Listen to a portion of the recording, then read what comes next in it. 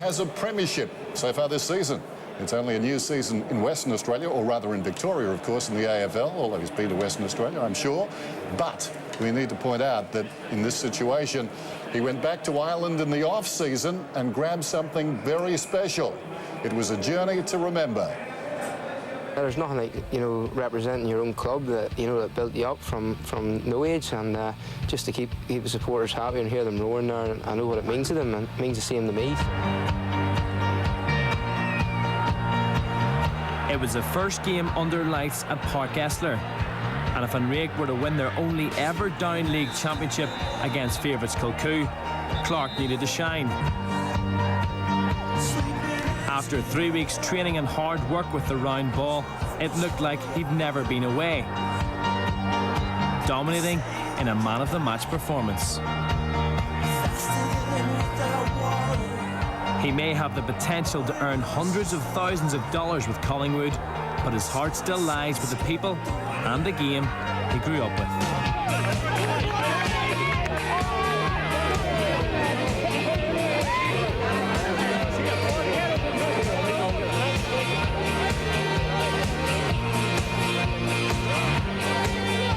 Just so chuffed for the boys in there. Each and every one of them are just, just enjoying their success. They deserved it since January. They were training and had a great season. It's just brilliant for the club, the first ever title. These last 12 months have taken Marty Clarke on the journey of his life, and to think at 19, the story is just beginning. I'm pretty proud of my achievements in the last year. I didn't really know how I would go in my first year. But I definitely would say it was successful. Now, that's really a great story, and our thanks to Northern Ireland's BBC. That was Ireland, Nathan. You know him pretty well. Put Australia in context. What has he achieved?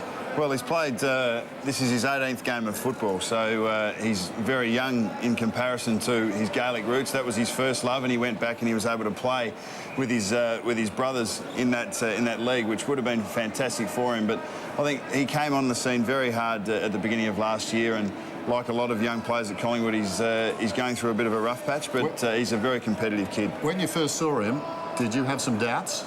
Oh, it's a little bit unconventional, his kicking style, sure. And there's a lot to learn for him, but look, he's ambitious and, as I said, very competitive. He's got a will to win and a will to be his best, and that's what will drive him forward. In that story, a suggestion his first love is Gaelic football. Do you think he'll stay?